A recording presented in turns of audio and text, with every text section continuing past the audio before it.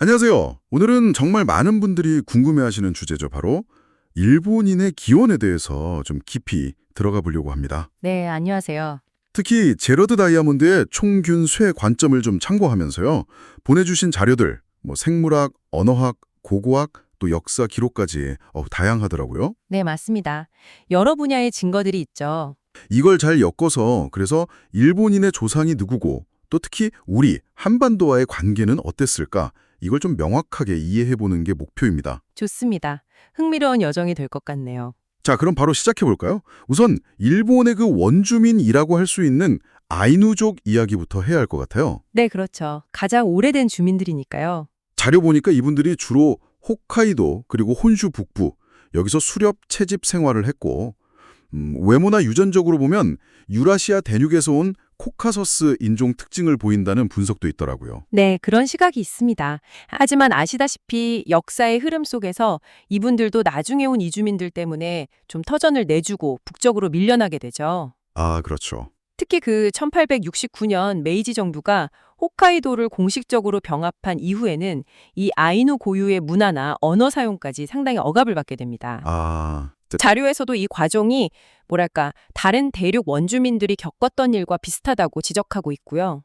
우리가 겪었던 과거를 생각하면 좀 씁쓸하기도 하고 아이러니한 부분이네요. 네, 그렇습니다. 그럼 지금의 일본인, 그 대다수를 이루는 사람들은 어디서 온 걸까요? 아이누족과는 좀 다른 계통이라는 거잖아요. 맞습니다. 완전히 다르다고 봐야죠. 그 생물학적 증거들, 예를 들어 유전자 분석이라든지 아니면 고대 유골 형태를 비교해 보면요. 현대 일본인은 북중국인, 동시베리아인, 그리고 특히 한국인과 굉장히 가깝다는 게 드러납니다. 한국인요? 네, 아이누족과는 유전적으로나 형태적으로나 확연히 구분이 돼요. 그 유골 비교가 참 재밌던데요. 아주 오래된 조몬 시대 유골은 아이누족과 비슷하고 근데 그 이후 야요이 시대 유골은 한국인과 아주 유사하다고요. 네, 정확합니다. 특히 두개골 형태를 보면 현대 일본인은 야요이 시대 사람들 것과 가장 비슷해요. 그렇군요. 유전자 분석 결과도 마찬가지입니다.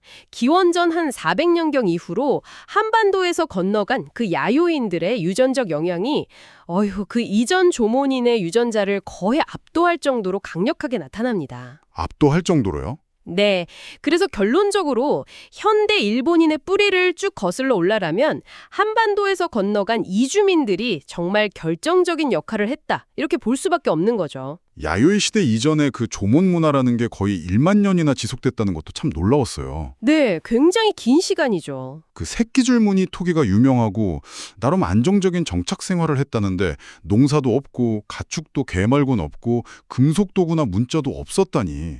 당시 이미 농업 문명을 이룬 중국이나 한반도와는 상당히 다른 모습이었던 거네요. 네, 그렇죠. 왜 그랬을까요? 그 차이가. 자료에서는 몇 가지 가능성을 이야기하는데요. 일단 당시 일본 열도가 해산물이나 견과류 같은 먹을거리가 워낙 풍부해서 굳이 힘들게 농사를 지을 필요성을 좀 덜 느꼈을 수 있다는 거죠. 아, 먹을 게 많아서? 네. 또 당시 한반도 남부의 농업 생산성이 아직 폭발적으로 높지는 않아서 그 기술이 전파될 강력한 유인이 좀 부족했을 수도 있고요. 그렇군요. 그러다가 기원전 400년경 이때 갑자기 모든 게 바뀐 거네요? 네, 정말 극적인 변화가 일어납니다. 한반도에서 청동기, 철기 같은 금속 도구, 그리고 벼농사 기술, 완전히 새로운 스타일의 토기, 직조 기술, 심지어 유리 구슬 같은 것들이 거의 한꺼번에 쏟아져 들어옵니다. 와, 한꺼번에요? 네, 이걸 바로 야요이 문화 패키지라고 부르죠. 근데 가장 놀라운 건 바로 이 시기에 일본 인구가 무려 70배나 폭증했다는 점이에요. 70배요? 70배? 와, 이건 정말 상상하기 어려운 수치인데요. 그 정도 인구 폭발이라면 단순한 문화 전파만으로는 설명하기 어렵겠어요. 맞습니다. 그래서 대규모의 한반도 이주민들이 직접 건너와서 이 기술들을 전파했고 이것이 인구 증가의 결정적인 원인이었다고 보는 게 가장 설득력이 있습니다. 아, 역시 이주민들이. 네, 유골이나 유전자 증거가 바로 이 시나리오를 아주 강력하게 뒷받침하고요. 이건 전 세계적으로 농경민이 수렵채집민 지역으로 확산되면서 나타나는 패턴과도 정확히 일치해요. 그렇군요. 그런데 여기서 또 궁금한 점이 생겨요. 유전적으로 그렇게 가깝다면 왜 현대 일본어는 한국어와 생각보다 차이가 많이 나는 걸까요? 아, 네. 그 점이죠. 자료에 따르면 문법이나 기본 어휘에서 유사성이 한 15% 정도라고 하던데 이게 언어학적으로 보면 대략 5,000년 전에 갈라진 언어들 사이에서나 보이는 수준이라고요. 네, 아주 중요한 질문입니다. 사실 몇 가지 설명이 가능한데요. 가장 유력한 가설 중 하나는 그 야요이 시대에 한반도에서 일본으로 건너간 사람들이 썼던 언어가 지금 우리가 쓰는 한국어의 직접적인 조상어와는 좀 달랐을 수 있다는 겁니다. 아, 그럴 수 있겠네요. 당시 한반도에도 여러 언어가 공존했을 테고 특히 일본과 교류가 잦았던 남부 지역, 예를 들면 백제나 가야 연맹 지역의 언어가 주로 건너갔을 가능성이 높다고 보는 거죠.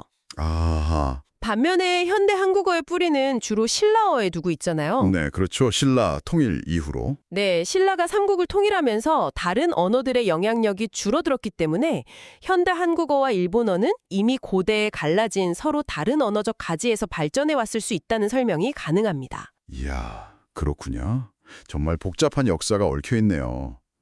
그럼 정리를 좀 해보면 일본인의 기원이라는 건 어떤 단일한 뿌리가 아니라 그 토착민이었던 조몬, 아이누 문화 위에 한반도에서 건너간 야요이인들의 농업기술과 문화, 그리고 유전자가 아주 강력하게 덧씌워지면서 형성된 복합적인 결과다. 이렇게 볼 수 있겠군요. 네, 맞습니다. 딱 그렇게 정리할 수 있습니다. 총, 균, 쇠 관점에서 보면 정말 지리적인 이점과 기순의 전파가 한 사회의 운명을 어떻게 바꿀 수 있는지 보여주는 생생한 사례네요. 그렇죠.